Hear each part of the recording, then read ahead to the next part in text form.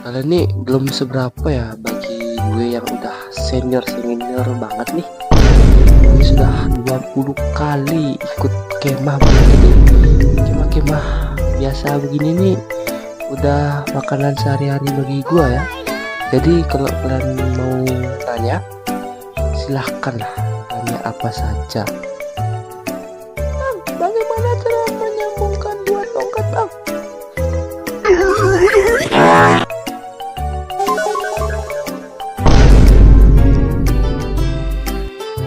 But what the hell, boy?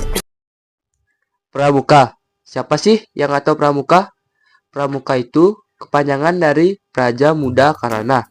Nah, waktu aku SMP, di SMP aku itu ada namanya kader. Kalau yang nggak tahu kader Pramuka, itu anggota gerakan pramuka yang disiplinkan. Kader itu isinya cuman kelas 8 doang. Kalau kelas 9 udah naik pangkat jadi Dewan Galang. Nah, pas seleksi itu aku nggak daftar, tapi aku masuk kader dengan cara membanggongkan. Ya, membanggongkan. Yaitu diseret. Ya, diseret. Nah, pemilihan calon kader itu tiba-tiba ya. Jadi yang milih itu pembina. Nah, waktu itu aku itu baris paling depan, pas banget sama pembinanya. Dan kebetulan sekali pembinanya itu pembinaku waktu SD. Dan ya udah tahu gimana skillku di pramuka. Anjay. Yang aku baru tahu, ternyata pas ada jambore cabang, itu yang ditunjuk mengikuti jambore cabang itu bukan kelas 7-nya, melainkan kadernya. Mantap. Menghitamlah ini kulit seubun-ubun. Ya, ternyata aku baru tahu kalau jadi kader itu emang sibuk banget, pakai banget ya. Kukira cuman diam aja loh.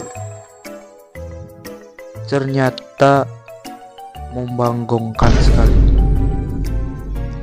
Apalagi kalau jadi perlengkapan, belum menyiapin sound, nyiapin tongkat, nyiapin tali, dan yang paling malesin itu nyiapin sound loh. Kenapa malesin? Ya karena di SMP aku itu soundnya itu ngajak ribut. Apa akunya nggak bisa make ya? Tapi menurutku ya, kader itu masih santai lah kerjaannya dibandingkan dengan Dewan Galang. Ya, Dewan Galang ini itu dianggap sudah senior, jadi pasti tugasnya lebih banyak daripada kader. Dewan Galang itu sudah mengurus adik-adik kader, adik-adik kelas 7 yang pramuka, dan kalau kadernya jambore, ADG-nya lah yang mengawasi kadernya untuk jambore. Dan pernah aku ditugaskan untuk mengawasi adik-adiknya jambore. Nah, saat mengawasi adik-adiknya jambore, aku dan temanku datang pagi-pagi, sekitaran jam setengah 5 lah. Meluncur. Jam setengah 5. Kadang-kadang adik-adiknya itu jam 6 belum bangun gitu. Jadinya kita ditugasin untuk mengecek yang udah bangun. Setelah mengecek adik-adiknya, aku dan temanku pun mengambil konsum. Saat ingin mengambil konsum, nah ternyata konsumnya itu belum jadi guys. Kita pun disuruh mengambil jam 8, jam sekitar 8-9 lah. Jadinya kita pun memikirkan hal yang sama. Mau ngapain? Mau nungguin di sana sampai jam 8.